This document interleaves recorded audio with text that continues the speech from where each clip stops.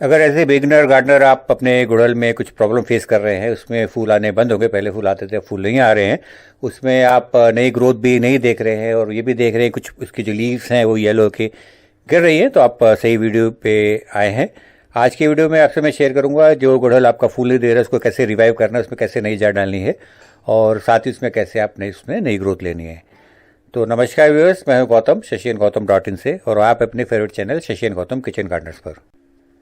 अगर आपका प्लांट नया है, कुछ महीने पहले ही आप उसको नर्सरी से लेके आए थे जो फूल दे रहा था, लेकिन धीरे धीरे उसमें फूल आने बंद हो गए, नई ग्रोथ भी बंद हो गई, तो उसका रीज़न एक ये हो सकता है कि जो गमले में खरपतवार नीचे उगाते हैं वो सारा न्यूट्रिशन आपका ले लेते हैं, प्लांट को नहीं मिल पाता, तो सबसे पहले आपको उनको हटाना है। और सेकंड स्टेप में आपको उसमें कुछ अच्छी क्वालिटी की खाद डालनी, जिसमें भरपूर मात्रा में आपका नाइट्रोजन, फास्फोरस, पोटेशियम और माइक्रोन्यूट्रिएंट्स हो। इसको आप ऐड करेंगे तो जब देखेंगे आपको 1 हफ्ते या 2 हफ्ते में आपके दोबारा जो है ग्रोथ चालू हो जाएगी और नए फूल भी आने चालू हो जाएंगे। लेकिन आपका प्लांट अगर पुराना है, सेमी गमले में 1 से 2 साल से लगा हुआ है, तो उस केस में इसके रूट बाउंड होने की प्रॉब्लम हो सकती है। आप मिट्टी को ऊपर से फील करके देखेंगे तो ऊपर काफ़ी सारी जड़ें आपको सतह पे मिलेंगी। कई केसेस में जो नीचे का होल होता है वहाँ से भी आपको जड़ें निकलती हुई दिखेंगी। रूट बाउंड एक ऐसी कंडीशन है जो अपने आप में कोई प्लांट डिजीज नहीं है, लेकिन इसका असर प्लांट में बुरी तरह से पड़ता है। जब एक बड़े प्लांट को आप एक छोटे गमले में ग्रो करते हैं तो उसकी रूट समय के साथ में बढ़ती जाती है। जब उनको फैलने का मौका नहीं मिलता है तो वो गमले के अंदर ही गोल गोल घूमने लगती हैं, और एक टाइम ऐसा आता है कि इतनी ज़्यादा जड़ हो जाती हैं और उसके बाद जो मिट्टी उसके अंदर में फंस जाती है इस तरह से कि वो एक हार्ड रूट बॉल बन जाता है, जिसके अंदर में आप जब पानी डालते हैं तो पानी उसके अंदर नहीं जाता, उसके साइड से निकल के नीचे से गमले में से निकल जाता है। उसके अंदर में जब न्यूट्रिशन डालते हैं तो न्यूट्रिशन भी अंदर नहीं पहुंच पाता, जिससे कि जड़ें उसको ऑब्जॉर्व नहीं कर पाती है। जब न्यूट्रिशन प्लांट को नहीं मिलता, धीरे धीरे प्लांट की जो ओवरऑल विगर है वो खत्म होता है, हेल्थ डाउन होती है, फिर इसका असर उसकी फ्लावरिंग और फ्रूटिंग में पड़ता है। धीरे धीरे आप देखते हैं कि इसमें फ्लावर या फ्रूट लगने बंद हो जाते हैं। तो अगर आपका गुड़हल का प्लांट रूट बाउंड हो चुका है जिसकी वजह से उसमें फ्लावरिंग नहीं हो पा रही है, तो उसका सिर्फ एक ही इलाज है, उसको आपको रिपोर्ट करना पड़ेगा। यहाँ तो आप सेम गमले में उसको रिपोर्ट करेंगे या थोड़ा सा एक बड़ा साइज लेके उसको रिपोर्ट करेंगे। हम लोग रिपोर्ट करने के लिए एक ग्रो बैग का इस्तेमाल कर रहे हैं। इसके अंदर में हमने होल नहीं किया है और उसकी हमें ज़रूरत भी नहीं है, क्योंकि हम लोग उतना ही पानी डालते हैं जितना नीचे तक की सॉइल गीली हो जाए। अगर आप ज़्यादा पानी डालते हो, नीचे होल से वो बाहर निकलते हो, तो साथ में न्यूट्रिशन भी लेके निकलता है, जो कि ठीक नहीं है। चेंज करने में जो फर्स्ट स्टेप रहेगा आपको प्लांट को पॉट में से निकालना पड़ेगा, लेकिन जो तरीका अभी आप देख रहे हैं वो आपको फॉलो नहीं करना। उस केस में अगर आप नया प्लांट नर्सरी से लाते हैं और उसको ट्रांसप्लांट करना है तो उसको उस तरीके से नहीं निकालना है, क्योंकि उस केस में उसकी जो रूट्स वगैरह हैं, जो सॉइल वेल है, वो डैमेज हो सकता है, और चूंकि उसकी रूट्स इतनी डेवलप नहीं होती हैं तो वो डैमेज हो सकती हैं, जिससे आपका जो प्लांट है वो विल्ट होकर उसमें ग्रोथ वगैरह उसकी रुक सकती है। एक बार जब आपका प्लांट पॉट में से निकल जाता है तो उसको जो नया पॉट है उसमें रख के देख लें कि उसकी हाइट वगैरह पॉट के हिसाब से ठीक है कि नहीं है, क्योंकि आपको उस प्लांट को रखने के बाद में ऊपर इतनी जगह बचनी चाहिए कि आने वाले टाइम में इसमें अगर आप खाद डालें तो उतनी जगह बची रहे कि उसमें पानी आप आराम से डाल सकें। अगर पॉट के हिसाब से आपका जो रूट बॉल है वो ज़्यादा बड़ा है तो उसमें सावधानी से आप मिट्टी हटा के उसको पॉट के साइज़ का कर लें। अगर आपका पॉट आप बड़ा ले रहे हैं तो उस केस में भी आप जो है जहाँ पे इसकी जो जड़ें हैं चारों तरफ आपकी फंसी हुई सी हैं, उसको थोड़ा सा निकाल के लूज़ कर लें। जड़ों के बीच से भी आप कोशिश करें कुछ मिट्टी निकाल लें। मैं इसके पक्ष में नहीं हूँ। बहुत से लोग जो दिखाते हैं कि आप जड़ें काट दें और उसको काट के बॉल को छोटा कर लें, क्योंकि जो पेड़ ने ये एक एसेट बनाई है, जो जड़ें हैं पेड़ की एक एसेट्स हैं जो उसके लिए न्यूट्रिशन को लाती हैं। तो अगर आप उसकी जड़ें काट देती हैं तो फिर से जो उसकी नई जड़ें बनेंगी उनको टाइम लगेगा डेवलप होने में और दोबारा इस स्थिति में आने में कि वो प्लांट के लिए न्यूट्रिशन इकट्ठा कर ले। तो आप कोशिश करें कि जो आपकी जड़ें हैं प्लांट की वो डैमेज ना हो, उनको बगैर डैमेज के ही आप उनको सावधानीपूर्वक धीरे धीरे खोल के अलग कर ले और फिर उनको रिपोर्ट करें। अब आपने प्लांट के रूट बॉल को नए गमले के हिसाब से साइज कर लिया है, तो नेक्स्ट स्टेप में आपको उसकी मिट्टी को चार्ज करना है। तो आइए जानते हैं मिट्टी को कैसे चार्ज करें। ये जो मिट्टी आप इस गमले में डाल रहे हैं, ये मौका आपको दोबारा जो है काफ़ी महीने बाद या हो सकते हैं कि साल या 2 साल के बाद ही मिलेगा। तो इसकी मिट्टी में आपको अच्छी प्रकार से न्यूट्रिशन डालना है। तो आइए जानते हैं क्या क्या आप डाल सकते हैं। इसके अंदर आपको डालना है स्लो रिलीज फर्टिलाइज़र, जो ऑर्गेनिक होनी चाहिए। ये फर्टिलाइज़र डालने से आपका जो आने वाले टाइम में धीरे धीरे नाइट्रोजन, फास्फोरस, पोटेशियम और माइक्रोन्यूट्रिएंट्स हैं वो सॉइल में रिलीज होते रहते हैं और प्लांट को काफ़ी देर तक मिलते रहते हैं। तो चूंकि आप बार बार मिट्टी चेंज नहीं करेंगे तो आपको स्लो रिलीज फर्टिलाइज़र डालना है। जैसे हमने इसके अंदर में नीम खली डाला, नीम खली भी आपका जो NPK है उसके अंदर में माइक्रोन्यूट्रिएंट्स है और वो भी एक धीरे धीरे न्यूट्रिशन जो है मिट्टी में रिलीज़ करता है। दूसरा हमने इसमें फ्लोर मेट डाला, जो आपका एक तरह से ऑल इन वन है। नाम जरूर फ्लोर मेट है, लेकिन उसके अंदर भी पूरी मात्रा है एनपीके की, मैक्रोन्यूट्रिएंट्स की, और जो बडिंग के लिए या ब्रांचिंग के लिए या रूट्स डेवलप होने के लिए जो न्यूट्रिएंट्स चाहिए वो सारा इसके अंदर में है। तो ये दोनों चीज़ें डाल के हम ये सुनिश्चित कर रहे हैं कि आने वाले टाइम में जब तक इसको हम दोबारा रिपोर्ट नहीं करेंगे तो काफ़ी टाइम तक, काफ़ी हद तक इसको जो है न्यूट्रिशन मिलता रहेगा। और फिर बाद में हम लोग टाइम टू टाइम इसमें जो टॉप में जो न्यूट्रिशन डालेंगे वो अलग से इसको एज ए एडअप प्लांट के लिए अवेलेबल होगा। प्लांट को जो आप रिपोर्ट करेंगे तो आपको एक बात का ध्यान रखना है कि जो इसकी रूट्स हैं नीचे दबे ना। तो इसके लिए जब आप थोड़ी सी मिट्टी डाल के उसके बाद प्लांट को हैंग करिए, जो पॉट उसके अंदर एक तरह से हाथ से पकड़ के हैंग कर लीजिए, और उससे क्या होगा, आपकी जो नीचे जो जड़ें हैं जो आपने खोली हैं वो नीचे की तरफ आपके लटक जाएंगी। फिर कोशिश करिए कि उंगली से आप उन जड़ों के बीच में मिट्टी को डाल सकें। उसके बाद में धीरे से आप इस प्लांट को रिलीज़ करेंगे तो जो आपकी रूट्स खुली थी उनको मौका मिलेगा मिट्टी में फैलने का। तो इस तरह से उनको जो है मेहनत ज़्यादा नहीं करनी पड़ेगी दोबारा अपने आप को फैलाने के लिए। अगर आप प्लांट को सिंपली उठा के मिट्टी की लेवल के ऊपर रख देते हैं तो जो जड़ें हमने खोली थी या इवन जो जड़ें आपकी जो थोड़ी खुली भी हुई थी वो दोबारा मिट्टी में दब जाएंगी, और ऊपर जो लोड होगा बाकी रूट्स का मिट्टी का उसकी वजह से वो दबी रह जाएंगी, और दोबारा उनको फैलने में टाइम मिलेगा।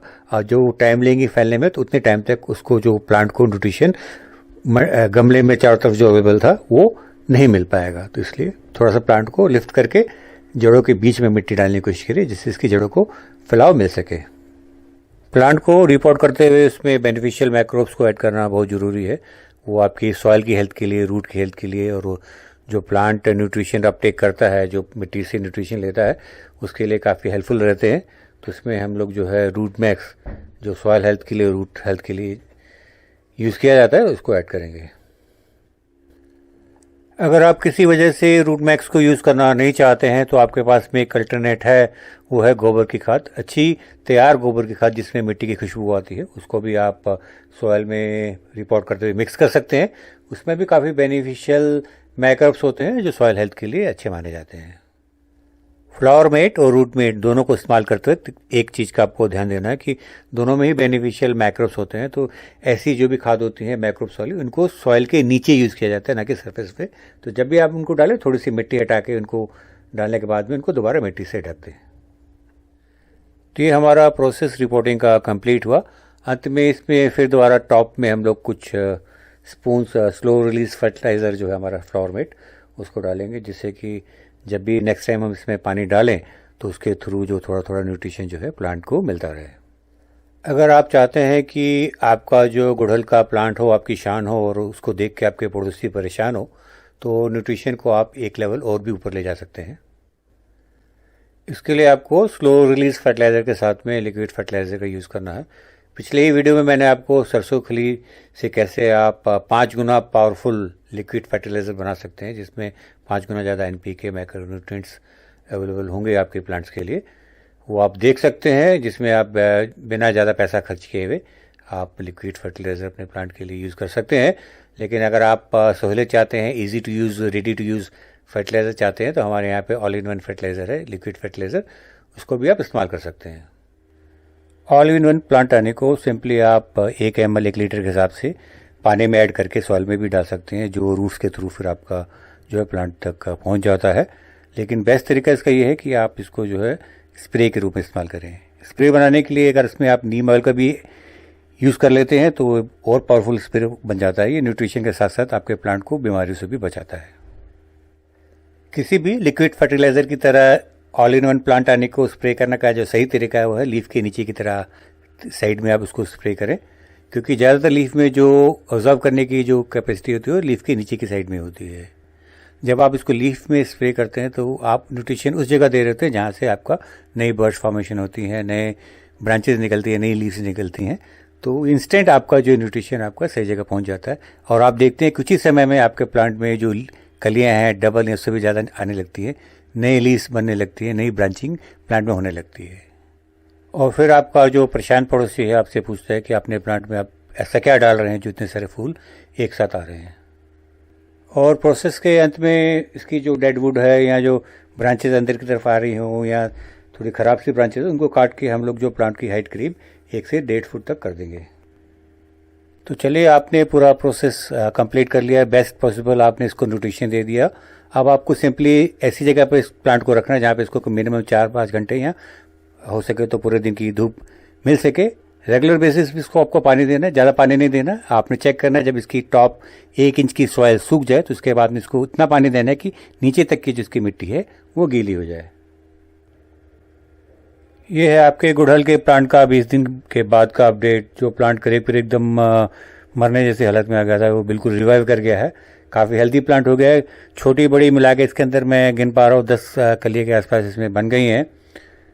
कई जगह से छोटे छोटे स्प्राउट से निकल रहे हैं जहाँ पे आपके नए पत्ते नई ब्रांचेस निकलेंगी और फिर उनमें भी आपकी कलियाँ बनेंगी। जो पुराने पत्ते थे उनमें भी ऐसा लग रहा है नई जान आ गई है। ओवरऑल जो प्लांट है वो बिल्कुल हेल्दी प्लांट लग रहा है, एकदम से लाइवली प्लांट लग रहा है। तो आपने इस वीडियो में देखा कैसे आसानी से बहुत ही कम समय में बहुत ही कम चीज़ों का इस्तेमाल करके हमने इस मरते हुए गुड़हल के प्लांट को कैसे बचाया और आने वाले टाइम में हम इसमें कैसे ज़्यादा से ज़्यादा कलियाँ फूल ले सकते हैं। आजकल जहाँ देखो आप लोग बाग आपकी गार्डनिंग को मुश्किल बनाने में लगे हुए हैं। तरह तरह की चीज़ें बताते हैं, ये डालिए तो ऐसा होगा, ये डालिए तो ऐसा होगा। एक न्यूट्रिशन देने के लिए एक चीज़ डालिए, दूसरा न्यूट्रिशन देने के लिए दूसरी चीज़ डालिए। ये तो ऐसे हुआ जैसे मान लीजिए आपको 1 कप चाय पीने से उठ के तो आपको सिखाया जाए कि पहले आप चाय के बागान में जाकर पत्ते तोड़ के उसको प्रोसेस करके चाय पत्ती बनाएं, फिर अदरक के लिए आप जाके खेत में अदरक उगाएं, फिर वहाँ से अदरक लेकर आएँ। चीनी के लिए पहले गन्ना उगाएं, फिर उससे रस निकाल के उसकी चीनी बनाएं। गार्डनिंग इतनी मुश्किल नहीं है। अगर आप अच्छी सीड इस्तेमाल करें, अच्छी खाद इस्तेमाल करें, अच्छी गार्डनिंग प्रैक्टिस का इस्तेमाल करें तो गार्डनिंग बहुत इजी है और आपको बहुत कम समय में बहुत अच्छा रिजल्ट भी मिलेगा। Ready to use, neat and clean और इफेक्टिव ऑर्गेनिक फर्टिलाइज़र जो आपके गार्डन में ज़्यादा फल फूल और सब्जी देते हैं, उनको एक बार जरूर जाके हमारी वेबसाइट shashiandgautam.in पे चेक कीजिए। अगर आपको समझ में आते हैं तो उनको मंगा के हमारे इस चैनल को सपोर्ट कीजिए। इस वीडियो से रिलेटेड या गार्डनिंग के कोई दूसरे क्वेश्चन आप हमसे पूछना चाहते हैं तो कमेंट्स में लिख के आप जरूर पूछ सकते हैं, हम उनका जवाब जरूर आपको देंगे। और साथ ही साथ आज का वीडियो आपको कैसा लगा ये हमें जरूर आप बताइए। लाइक का बटन दबाइए अगर आपको अच्छा लगा, नहीं भी अच्छा लगा तो डिसलाइक का बटन दबा के हमें जरूर बताइए। तो व्यूअर, ये था आज का वीडियो। आज के इस वीडियो में इतना ही। जल्दी मिलेंगे एक नए वीडियो के साथ में, एक नई जानकारी के साथ में। तब तक मेरा शशि का आप सबको नमस्कार।